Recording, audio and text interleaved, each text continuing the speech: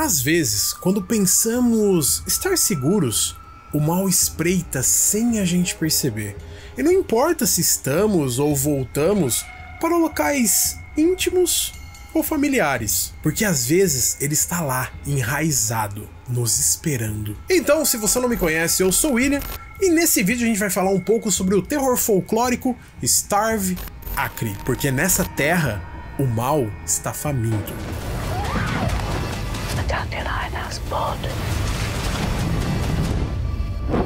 Starve Acre é uma produção britânica de 2023, dirigido pelo também britânico Daniel Cocolaio. Em seu ano de estreia, a obra correu alguns festivais e só agora vem ganhando olhares mais públicos, recebendo críticas mistas. Eu gostei do filme, achei interessante, tem uma estética, uma pegada legal, mas sobre isso a gente já chega lá. E o título é protagonizado por uma dupla conhecida da galera. Matt Smith, o Daemon Targaryen do seriado Casa dos Dragões, que aqui interpreta Richard, e Morfydd Clark, a Galadriel do seriado Os Anéis do Poder, vivendo a esposa de Richard, Juliet. Na trama, conhecemos o já citado casal Richard e Juliet, que no intuito de tratar e melhorar a saúde do seu filho, Owen, se muda para a antiga fazenda da família de Richard, que fica em uma idílica zona rural britânica.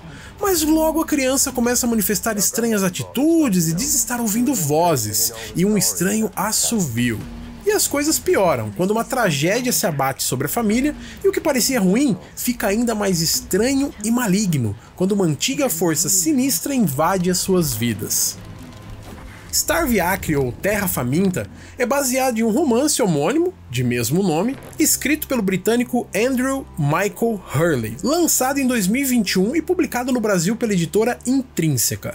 Confesso que eu não conhecia esse livro, galera, e vou até procurar ter contato, inclusive para trazer conteúdo aqui pro canal. E também, galera, vou deixar o link do livro aí na descrição com o meu link de associado à Amazon. Então, de repente, se interessar e você quiser, compra pelo link que ajuda a gente bastante. A história aqui, o roteiro, adaptado pelo próprio Daniel, pelo diretor, com participação de Andrew, do autor, possui elementos e características de um terror folclórico, um gothic folk horror. Uma história de terror que aborda alguns temas e aspectos populares, como lendas, mitos e coisas do tipo. E esses aspectos, que são extremamente importantes no filme, são desvelados pra gente, principalmente na figura do personagem Richard, que é um arqueólogo, um historiador. E é através dele também, ou melhor dizendo, do seu passado, principalmente na figura do seu pai, que vamos ter todas essas peças distribuídas e encaixadas ali. E ao escavar esse passado, literalmente inclusive, revelando mais detalhes sobre as histórias que seu pai contava, o que aconteceu ali, o que está acontecendo, incluindo essas mudanças repentinas do seu filho, Richard irá descobrir que existem segredos e mistérios envolvendo a casa e o terreno, em que a casa está localizada.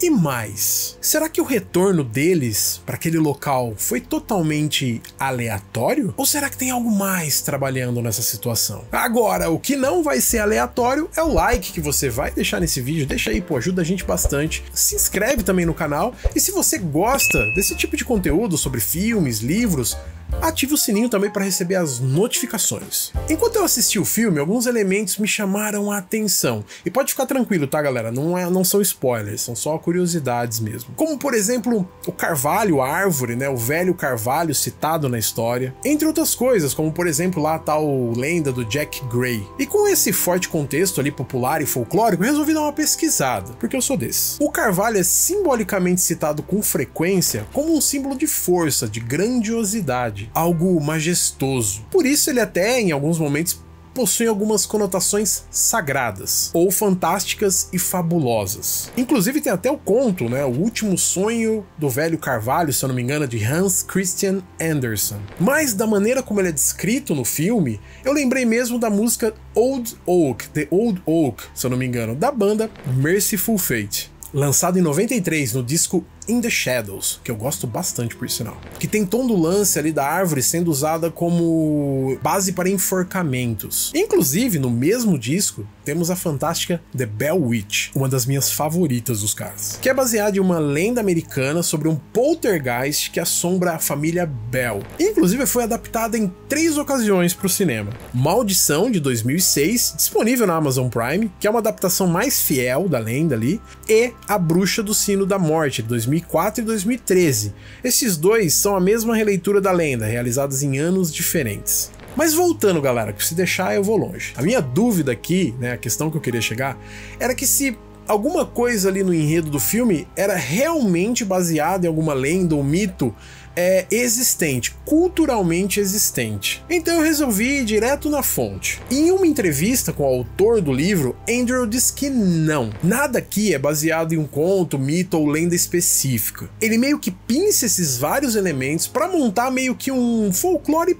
próprio, encapsulado ali, tendo sempre como pano de fundo essas paisagens, essas misteriosas paisagens britânicas, e se utilizando então desses elementos para reforçar ali toda uma pegada mais fantástica da coisa. Inclusive ele faz isso também em suas outras duas obras, mas eu vou deixar para falar um pouco mais sobre esses aspectos do autor e da obra em si aqui, né, o Terra Faminta, o livro, quando eu fizer um vídeo sobre o livro, e eu preciso ler também o livro, né, como eu disse, eu não conhecia, não li ainda, e é importante a gente ler, tá, para fazer os conteúdos, fica a dica. E o ponto que eu queria chegar aqui é o seguinte: a história, por mais que ela tenha essa pegada fantástica e fabulosa, ela gira em torno de questões pessoais e humanas das personagens. Lembra que lá no começo eu falei que uma tragédia se abate sobre a família? Então, um elemento muito forte aqui é o luto, e como lidamos com essa situação, e como os personagens ali estão lidando com isso. E o filme possui uma mudança tonal, de rumo, muito por conta disso, que inserido ali junto com a parada mais esquisita e sobrenatural, faz com que tudo fique meio estranho e misturado. E o ritmo do filme não se apressa, e faz com que tudo caminhe para uma conclusão que talvez deixe mais perguntas do que respostas. Eu gostei do filme, achei ele super interessante, atmosférico,